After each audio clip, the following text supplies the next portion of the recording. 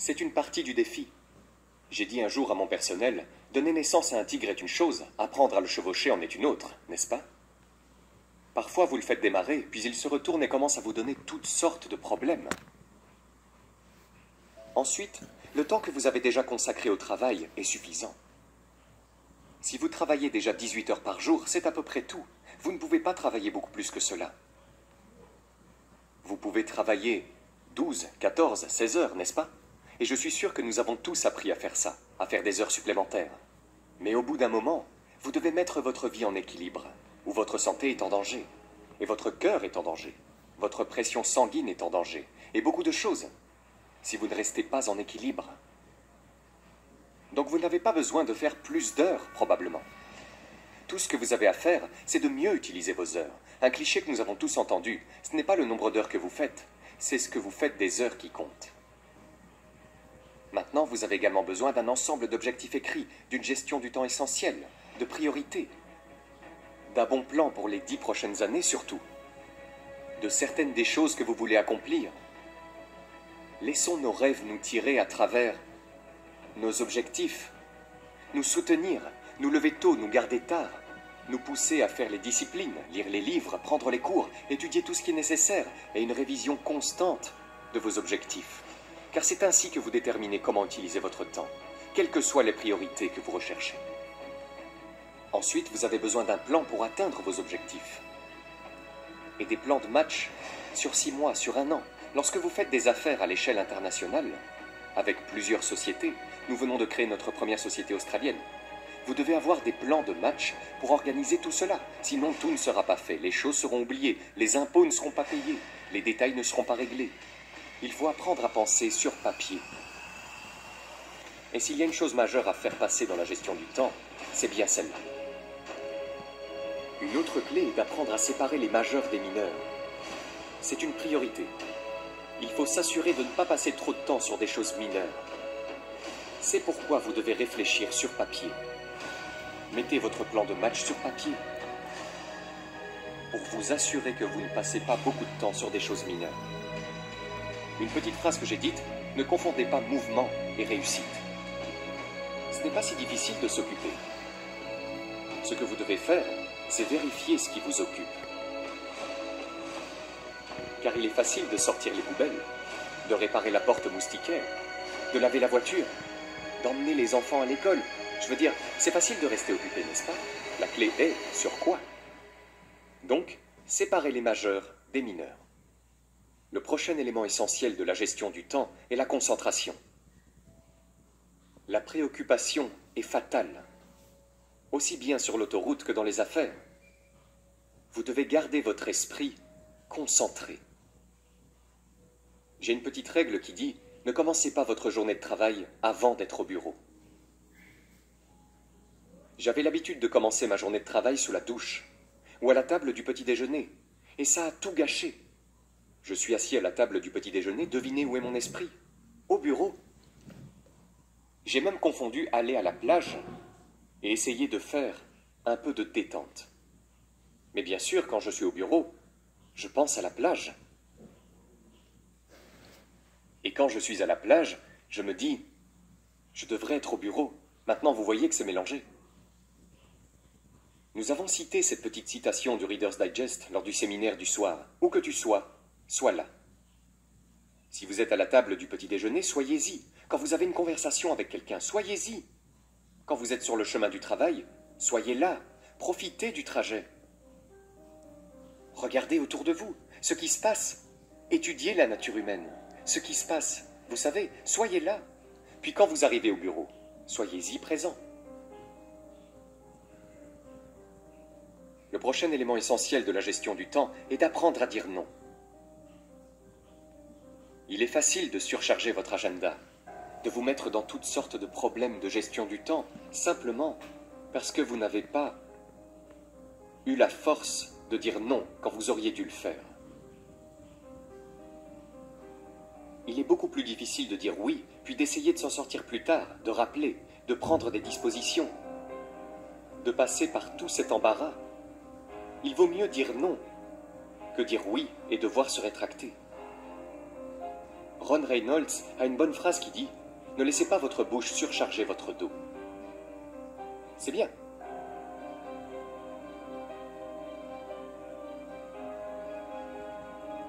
Le prochain point essentiel de la gestion du temps est le suivant. Quand tu travailles, travaille. Quand tu joues, joue. Celle-là, je l'ai apprise à la dure. Tu vois, si tu dois travailler une journée, fais-le toute la journée. Et si tu dois prendre du temps libre, prends tout ton temps libre. Ou prends toute la journée. Si vous devez travailler une journée, travaillez une bonne et longue journée. Si vous devez jouer toute la journée. Soit tu travailles toute la journée, soit tu joues toute la journée. Parce que devinez quoi? Si vous vous arrêtez à 3 heures pour aller jouer, devinez à quoi vous pensez toute la matinée. À vous arrêter à 3 heures. Je veux dire, vous savez, c'est une de ces choses. Il est difficile de se concentrer sur quelque chose et de le rendre productif si vous faites des plans pour faire autre chose. Maintenant, cela dépend en partie de ce que vous faites et de votre horaire de travail, de votre emploi et de votre entreprise, n'est-ce pas? Je comprends cela. Tout ce dont nous allons parler ces 2 jours doit être modifié, contrôlé et adapté à votre situation particulière. Je comprends cela. J'ai un ami constructeur à San José. Il s'appelle Peter Paulson. Peter l'a bien compris. Peter travaille 1 semaine et prend 1 semaine de congé. Donc il a tout arrangé, c'est un constructeur. Maintenant, c'est un peu intelligent. Il travaille 5 jours et prend 9 jours de congé. C'est un peu comme il dit, je travaille 1 semaine, je prends 1 semaine de congé, mais en réalité c'est 5 et 9 jours. Parce que c'est d'abord 5 et puis c'est un week-end, et 5 jours de plus et un autre week-end, n'est-ce pas? Mais ce que Pierre fait pendant les 5 jours, il y met du sien, il travaille. Vous savez, 14-16 heures, presque 24 heures sur 24. Il fait travailler 2 ou 3 secrétaires. Il donne tous les ordres, les comptables, les surintendants, les constructeurs, tout ce qu'il faut pour tout organiser, et travailler 24 heures sur 24 pendant 5 jours. Puis il part, il prend un congé. Maintenant, vous savez, vous n'avez peut-être pas le luxe de pouvoir le faire de cette façon. Mais travaillez juste sur ceci. Quand vous travaillez, travaillez. Quand vous jouez, jouez. D'accord. L'autre point essentiel de la gestion du temps est d'analyser comment vous êtes, puis de compenser ou de changer. Parfois, vous pouvez rester comme vous êtes si vous prenez d'autres dispositions. Mon personnel a découvert que je suis un mauvais coursier. Ils m'ont dit, Monsieur Rohn, voici un chèque pour Jerry Haynes. Vous serez dans le Nord dans les 2 prochains jours. J'ai dit, oui, pas de problème, donnez-le-moi, je verrai à ce qu'ils le reçoivent. Devinez la prochaine fois que j'entends parler de ce chèque. Par mes nettoyeurs. Qui disent, Monsieur Rohn, on a trouvé ça. C'est ça? Maintenant, je dis, écoutez, je sais que j'ai merdé cette fois, mais vous savez, la prochaine fois, je m'en assurerai. Vous voyez, mais ça ne marche pas, je ne suis pas doué pour ça. Alors on a une petite règle au bureau qui dit, ne faites jamais une commission au président pour quelqu'un. Ne le faites pas, ça n'arrivera pas. Vous savez, il peut bien parler, mais c'est un mauvais coursier. Ça n'arrivera pas. Donc tu dois juste analyser comment tu es, et ensuite faire des compensations pour ça. Vous pouvez promettre de changer autant que vous voulez, mais si vous ne le faites pas, prenez d'autres dispositions. J'ai finalement trouvé quelqu'un pour m'aider à lire les états financiers et à m'occuper de beaucoup d'affaires et de questions d'entreprise que j'avais promis de faire moi-même, mais que je n'ai jamais réussi à faire. Et cela me coûtait terriblement cher pour le fisc et les impôts. Incroyable. Mais j'ai finalement trouvé quelqu'un pour s'en occuper. Donc si vous ne changez pas, si vous ne le faites pas même si vous vous le promettez année après année, prenez des dispositions pour que cela soit fait. Donc analysez comment vous êtes. Vous savez, si vous êtes doué pour la comptabilité, alors tenez votre livre comptable. Si vous ne l'êtes pas, ne continuez pas à faire des promesses. Déposez tout ce qui vous manque, vous savez, 2 fois par semaine ou 1 fois par mois sur les genoux de quelqu'un et dites « Tenez, trouvez une solution et je vous paierai pour le faire. » Parfois pour 100 $ par mois ou quelque chose comme 50 $ par mois. Quelqu'un va calculer beaucoup de choses pour. Vous vous épargnez tout le chagrin de promettre et ne jamais le faire. Donc analysez comment vous êtes, c'est très important. Le prochain point essentiel de la gestion du temps est de se méfier du téléphone. Attention. Attention au téléphone. Un outil utile, mais qui peut aussi vous attirer des ennuis. Vous devez donc faire attention au téléphone en matière de gestion du temps. Voici une façon d'utiliser le téléphone. Assurez-vous de faire un ordre du jour avant de passer un appel. Faites une petite liste de ce dont vous allez parler avant d'appeler. N'essayez pas de penser et de téléphoner sans réfléchir. Mais si vous n'avez pas cet ordre du jour, vous errez, vous vous promenez, vous parlez de toutes sortes de choses qui ne sont probablement pas essentielles. Et puis il y a ce moment où à la fin de la conversation téléphonique, vous dites « Voyons, Il y avait autre chose dont j'allais vous parler. Je n'y pense pas pour l'instant. Si j'y pense, je vous rappellerai. Vous voyez, vous êtes juste un grand gaspilleur de temps. Aussi, quand vous faites un agenda, c'est vraiment génial quand vous revenez pour vous rappeler la conversation. Rappelez-vous, nous avons parlé de ces 3 choses. Vous dites, non, nous n'en avons pas parlé. Vous dites bien, laissez-moi voir. Oh oui, c'est là dans mon journal.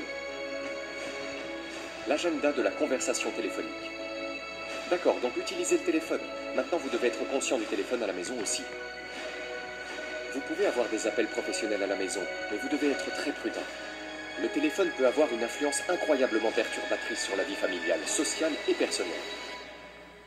Apprenez donc à le réguler. Il y a des téléphones maintenant, vous pouvez simplement les éteindre de sorte que lorsque quelqu'un appelle, on dirait que vous n'êtes pas là. Vous savez, le téléphone sonne, mais vous ne l'entendez pas. Je peux laisser le téléphone sonner, mais certaines personnes ne peuvent pas faire ça, n'est-ce pas? J'ai eu des gens chez moi, mon téléphone sonne, je les vois dire « Vous ne répondez pas au téléphone ?» J'ai dit non, on déjeune ou autre. Alors tu dois répondre à ton téléphone. J'ai dit non, je dois pas. Je lui ai fait répondre à mon téléphone. Ils disent « C'est pour toi ». J'ai dit « Bah j'imagine, oui ». Allez. L'essentiel suivant en matière de gestion du temps est d'avoir un certain temps pour résoudre les problèmes. On a trouvé ça utile, surtout dans le monde des affaires. On dit les problèmes après 15 heures. Il suffit de les mettre de côté. Maintenant, vous ne les ignorez pas, mais vous les mettez de côté dans un certain laps de temps.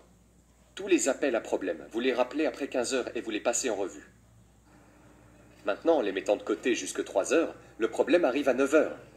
Et vous dites, hé, à 15 heures, Monsieur Ron va prendre le téléphone et passer tous ses appels à problème. Il rappellera toutes ses réponses. Devinez ce qui se passe généralement entre 9 heures et 15 heures. Quelqu'un rappelle et dit, hé, dites-lui de ne pas appeler, on a déjà tout arrangé. Mais tu vois, si tu prends l'appel quand il arrive, bien sûr, maintenant tu dois passer du temps. Nous apprenons dans les formations de vente. Les gens posent tous des questions, posent des questions. Tu dis, hé, garde ça pour la formation suivante, amène cette question à la session prochaine. Vous apprenez juste ces trucs pour gagner du temps. Ainsi, vous n'avez pas à couvrir les mêmes choses avec chaque personne. Ok. La prochaine étape sur la gestion du temps est de lire tous les livres. Trouvez des idées sur la gestion du temps dans les livres. Il y a les livres de Bliss, McKay, Lacane.